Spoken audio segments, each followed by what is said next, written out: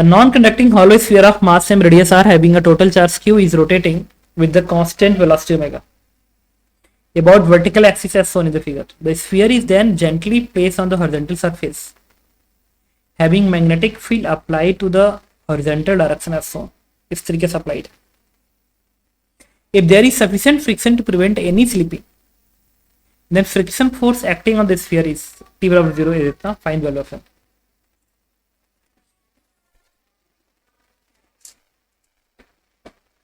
A non-conducting hollow sphere, जो data पता है उसको मार्क करो पहले. Mass m radius r having a charge q rotating with angular omega about the vertical axis ऐसे घूम रहा.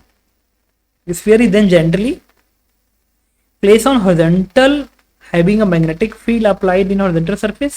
If there is sufficient friction to prevent any slipping,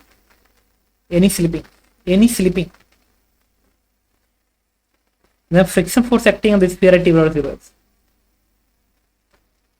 तो मुझे बताओ, इसको उठा के अगर मैं यहां पे रख दूंगा तो ऐसे तो घूमता ही रहेगा ना. ये मैग्नेटिक फील्ड क्या है, यूनिफॉर्म है, तो नेट फोर्स इसके ऊपर 0 लगेगा. तो इसमें क्या होगा कि एक बात बताओ, अगर ऐसा है तो ये वाला पॉइंट किधर जा रहा है, ये वाला पॉइंट अंदर जा रहा है, हाँ. ये पॉइंट बाहर आ रहा है. तो मैग्नेटिक फील्ड बी ऐसे है, तो फोर्स कैसे लगाएगा, क्यू भी क्रॉस बी ना.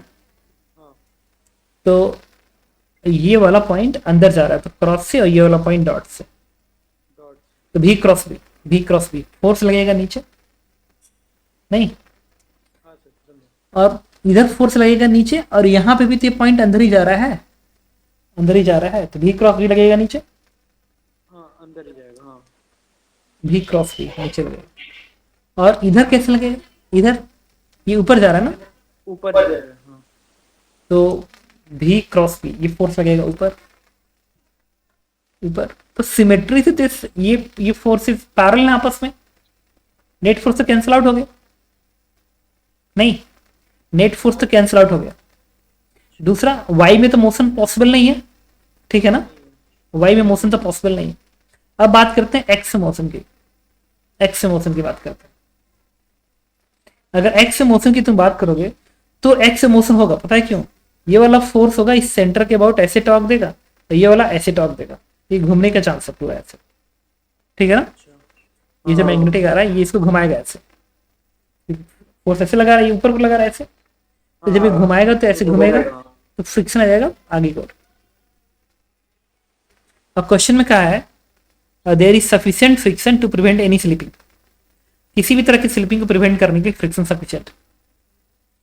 दैट मीन्स ये ऐसे घुमाएगा और ये वाला फोर्स ऐसे ये वाला फ्रिक्शन फोर्स उल्टा आएगा क्योंकि ऐसे घुमाना चाहता है, तो ये इसको एसिलेट करेगा, आगे को एसिलेट करेगा,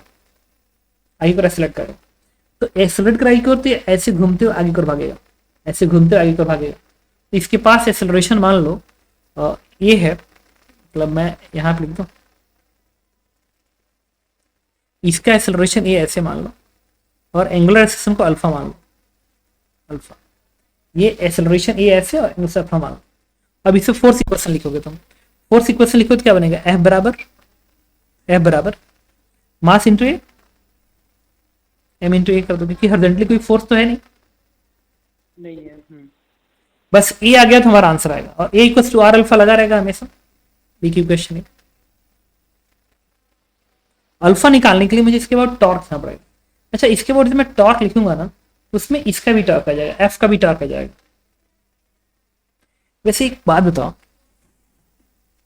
ये जो टॉर्क आ रहा है ना, एक टर्म्स बताया जाता है कि अगर ये यूनिफॉर्मली चार्ज्ड है, इसके ऊपर यूनिफॉर्मली चार्ज्ड है, अगर ये यूनिफॉर्मली चार्ज्ड है तो, और ये ओमेगा से घूम रहा है, तो इसका एंगुलर मोमेंटम और मैग्नेटिक मोमेंट का रेशियो हमेशा कांस्टेंट होता है, क्यू अपॉन 2m आता है, ठीक है. तो एंगुलर मोमेंटम अपॉन नहीं, मैग्नेटिक मोमेंटम निकालना पड़ेगा अपॉन एंगुलर मोमेंटम. अगर ये ऐसे घूम रहा है, तो एंगुलर मोमेंटम इस एक्सिस के अबाउट आएगा, ऐसे वो बनेगा आई omega.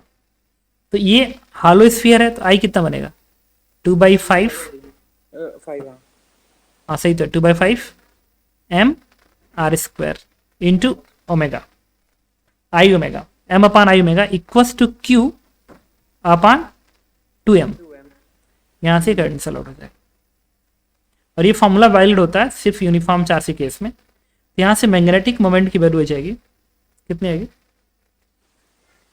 Q omega R square r² by 5। 5, बाकी तो कैंसिल आउट हो गया। इससे मैंने मैग्नेटिक मोमेंट निकाल लिया। अच्छा, मैग्नेटिक मोमेंट और एंगुलर मोमेंटम का डायरेक्शन सेम होगा, मैग्नेटिक मोमेंट और एंगुलर मोमेंटम का डायरेक्शन सेम होगा। दैट मीन्स मैग्नेटिक मोमेंट भी ऊपर की ओर है, क्योंकि अगर ऐसे घूम रहा है ऐसे घूम रहा है तो एंगुलर मोमेंटम ऊपर है, तो मैग्नेटिक मोमेंट भी ऊपर है। ऊपर ही है। तो अगर मैग्नेटिक मोमेंट ऊपर है, हेलो हाँ बताओ, हाँ मैं अभी क्लास में हूँ, हाँ तो मैग्नेटिक मोमेंट ऊपर की ओर आ गया।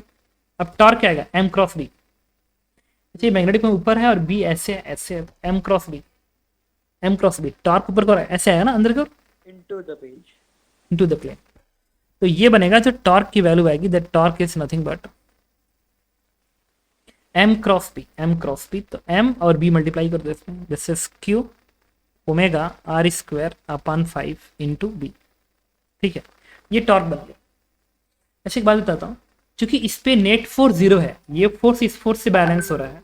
अगर नेट फोर्स 0 है तो टॉर्क हर पॉइंट के अबाउट सेम आएगा। बात समझ रहा हो क्या कह रहा हूँ? हाँ सर। अगर नेट फोर्स 0 है तो टॉर्क हर पॉइंट के अबाउट सेम आएगा।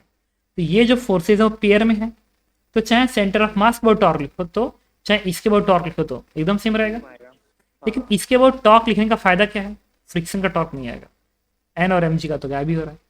ठीक है, तो मैं लिखूंगा टॉर्क इज इक्वल टू इसके अबाउट आई अल्फा। तो हॉलो स्फीयर है, तो हॉलो स्फीयर का आई इसके अबाउट, और घूम रहा है ऐसे ना, ऐसे घूम रहा है, ऐसे ऐसे घूम रहा है, हाँ सर। तो इस एक्सिस के अबाउट आई कितना आएगा। और देखो आई ओमेगा का डायरेक्शन अंदर को रही, ये वाला ओमेगा ऐसे जाएगा ना, ऐसे हाँ हाँ। ऐसे, तो ये अंदर ही जाएगा।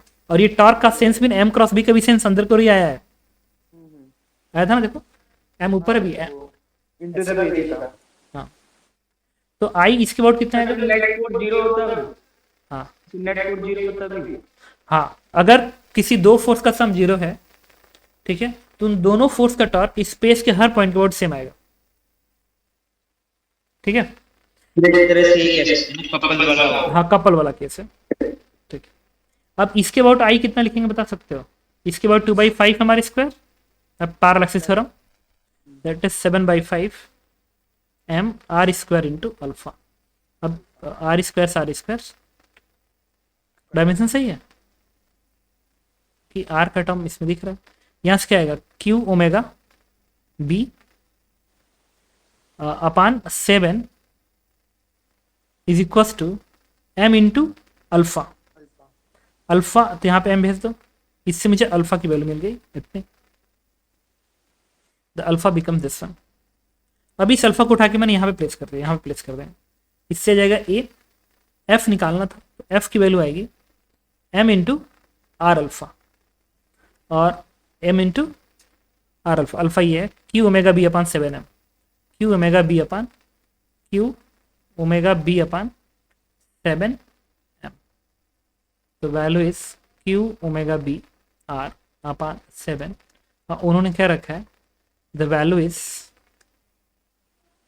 Q omega B R upon N. ठीक है, तो अपान एन, तो एन इज 7। बात समझ में आई? हाँ सर समझे।